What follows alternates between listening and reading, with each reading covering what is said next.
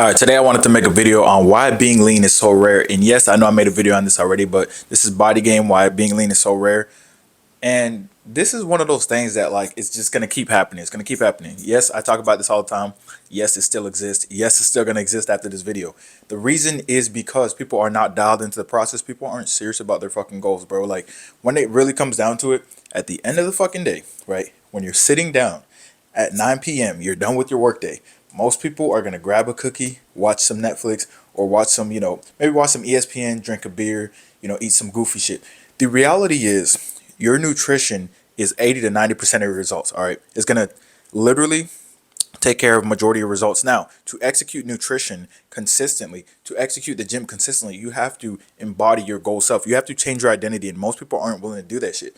I've seen so many people quit, right? I've seen so many people quit. The reason they quit is because yes, they're excited at first. Yes, it's like, yeah, man, let me get these goals. These goals are awesome, man. I'm excited. And then they realize that, oh shit, like I can't drink every Sunday, Saturday and get to my goals. I can't eat pizza whenever I want to and get to my goals. I can't eat cookies every Sunday and get to my goals. I can't, skip the gym for a week and get to my goals. Like you have to be consistent. And the only reason to be consistent is to embody that version of yourself. Like so many people don't realize the dedication it takes to reach your goals. Now, I'm not saying it's complicated to reach your goals. It is simple in nature, but as far as discipline to reach your goals, that's where everyone struggles. Showing up on the days you don't feel like it. And I always say this when it comes to going to work, everybody shows up when they don't feel like it. It's fucking easy, right? However, when it comes to fitness, people make all these excuses like, oh, like, I don't know, like, I just had to grab this at the gas station. The gas station has beef jerky. The gas station has protein shakes. The gas station has apples, bananas, everything that you need, all right? You didn't have to grab that. You decided to grab that. A lot of people don't hold themselves accountable, which is why they're not able to get lean, right? I was at the gym the other day, right? And I was walking out and I was wearing, because listen, I be sweating so much in the gym, I gotta wear a change of clothes.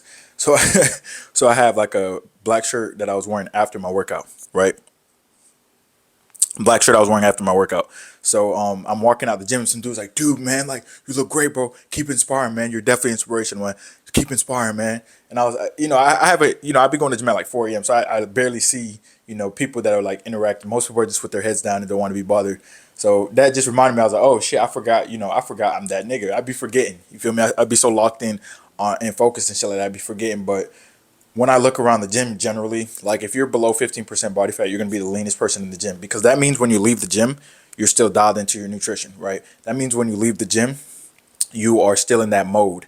Because a lot of you guys turn on this beast mode for the gym and then you turn it off for the rest of your life, right? You turn it off in every other aspect of your life except the gym. So you need to keep that beast mode on. You need to be the best version of yourself. Like when it comes to being lean, it's literally nutrition.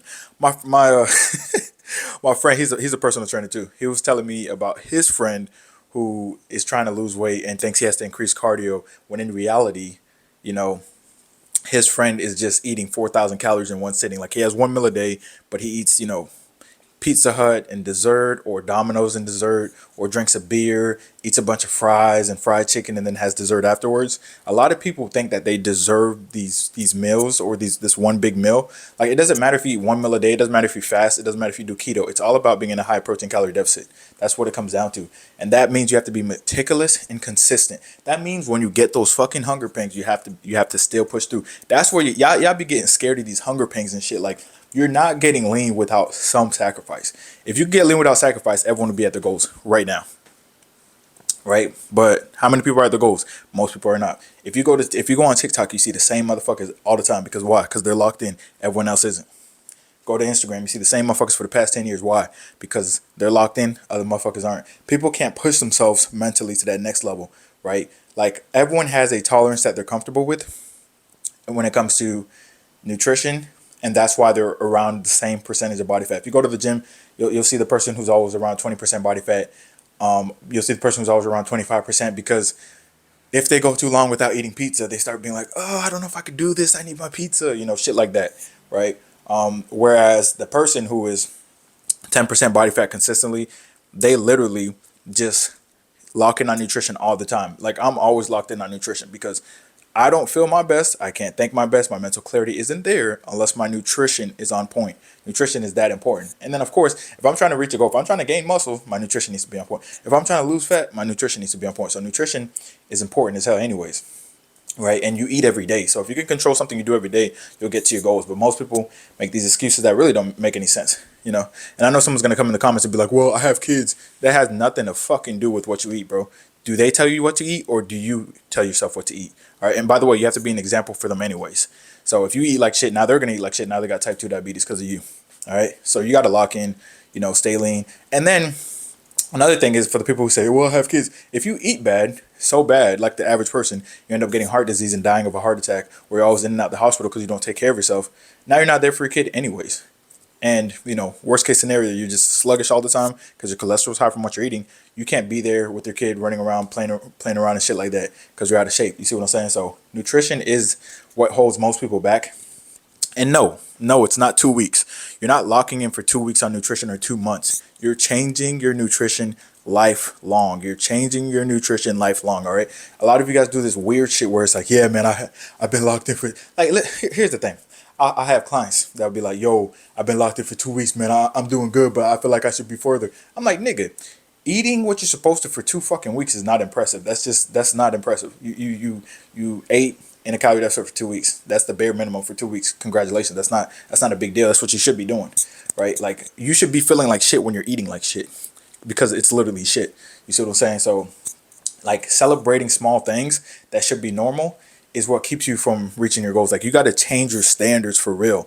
Like when it comes to you hitting, like for example, if you got to hit 2,200 calories, high protein, no junk food, surround yourself with healthy foods, then surround yourself with healthy foods, hit those numbers. But when you hit them, don't be surprised. Expect that. Like you don't get surprised by your expectations, right? You get surprised where you go above and beyond your expectations. So if you think you're going above and beyond your expectations, that means your standards are still low. All right, raise your fucking standards and abide by them. All right, when I'm on a cut, if it's 3 months in the cut and I dropped, you know, let's see, 3 months in the cut and I dropped like 6% body fat, I'm like, damn, bro, that's good as fuck. I'm gonna keep going. You see what I'm saying? Most people would be like, oh, I wanted to drop 30 pounds. I'm focused on the body fat, and I know it's a process. Everyone's always trying to rush the process, whereas when they're getting fat as shit, they're literally gaining 1 pound per month for years on end, and they're patient with it. They're patient with the fat gaining process. When it comes to losing fat, which is way faster, they're impatient. They're like, oh my god, oh, I'm hungry, oh, my head hurts, oh, this. It's like, bro, you're literally detoxing from your sugar addiction. You're detoxing from all the bullshit that you were eating. All right, like you're going to have some discomfort. That's fine. All right, it's okay to have some discomfort when you got to get to your goals. Obviously, you can't be comfortable and reach your goals at the same time. All right, comfort is the killer of dreams. It's that simple. So yeah, it's very fucking rare to be lean. In the gym today, I say this every day because it happens. I go to a lot of different gyms, and this happens at every gym. This used to happen in gym in America too, in gyms in America too. People are on their phones for hours and hours and hours. They're just on their phone. Like they'll do a workout, you know what I'm saying, but it's not going to be intense.